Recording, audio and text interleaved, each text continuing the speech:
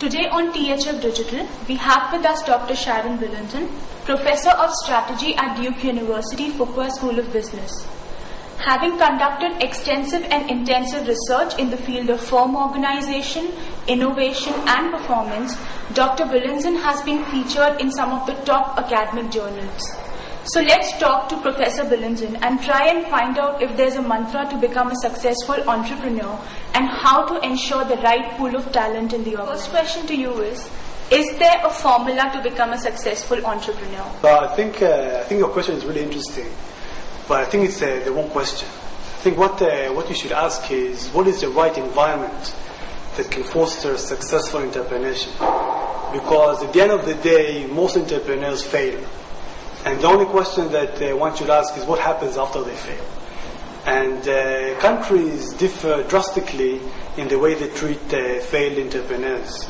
Where in the US, it's great to fail. You fail means that you have experience, and next time, people will be happy to give you money and try again because you can learn from the mistakes you made. But in other countries, for example, Great Britain at some level, Japan, if you fail, you are a failure.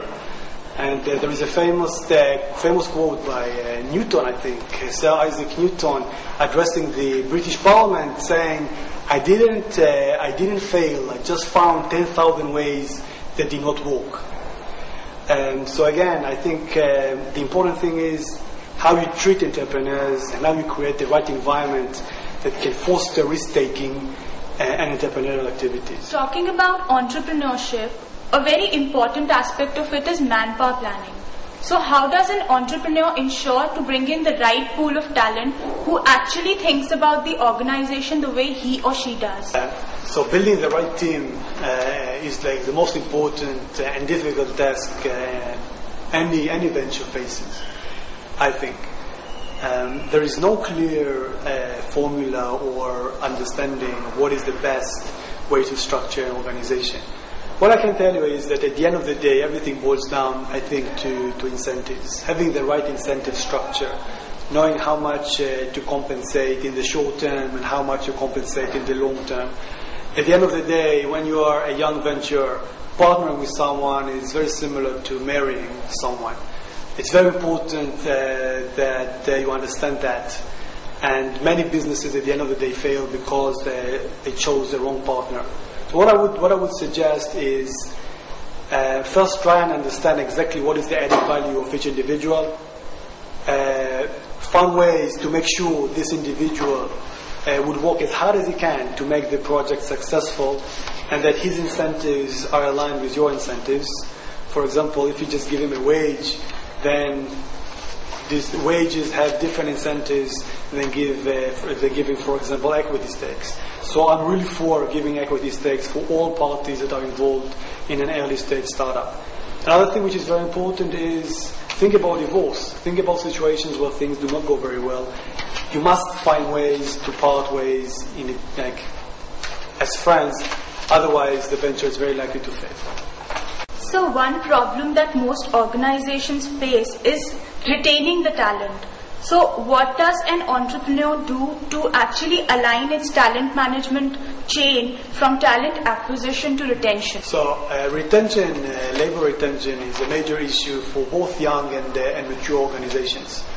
At the end of the day, the bottom line is if you can provide a competitive work environment, then there is no reason really why your employees should find other jobs, move to other jobs. But on the other hand, I can really say that labor retention is a huge problem.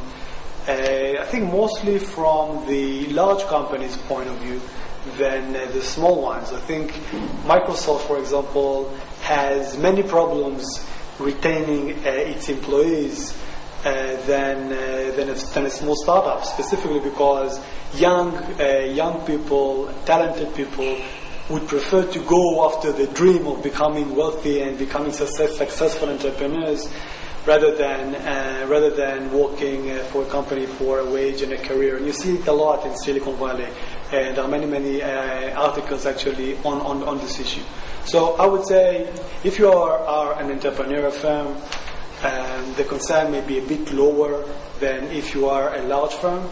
And for large firms, maybe the best thing is to try and develop an environment which would be as entrepreneurial as possible and would better match the kind of desire of the talent that work in these organizations. So you talked about creating the right kind of environment.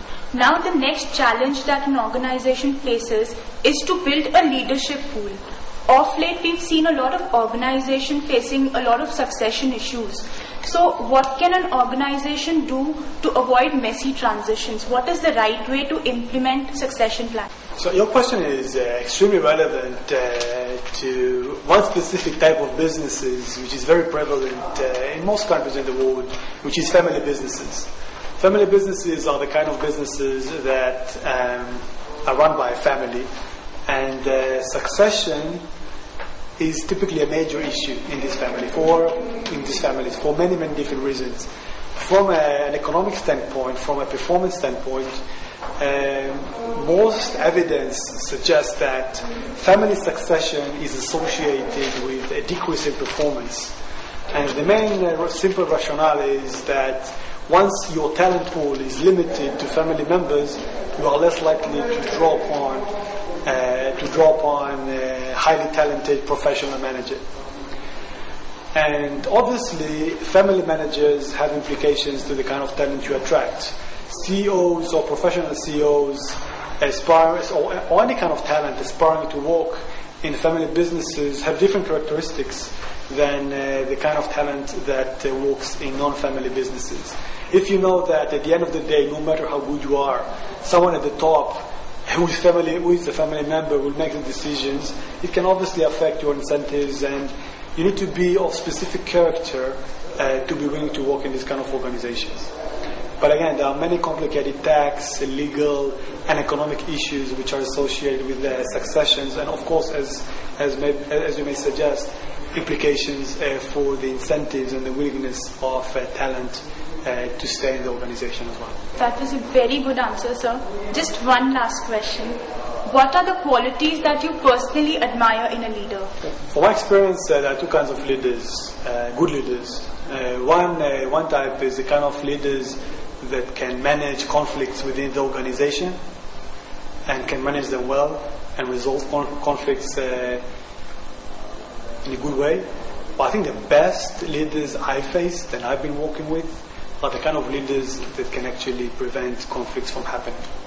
And this means knowing how to manage people, knowing how to manage situations, and trying to minimize the kind of frictions an organization can experience. And this, in my view, is the best trait of leaders, of business leaders. So that was Professor Sharon Belenzon talking to THF Digital. Thank you, sir, for the great insight. Thank you very much for having me.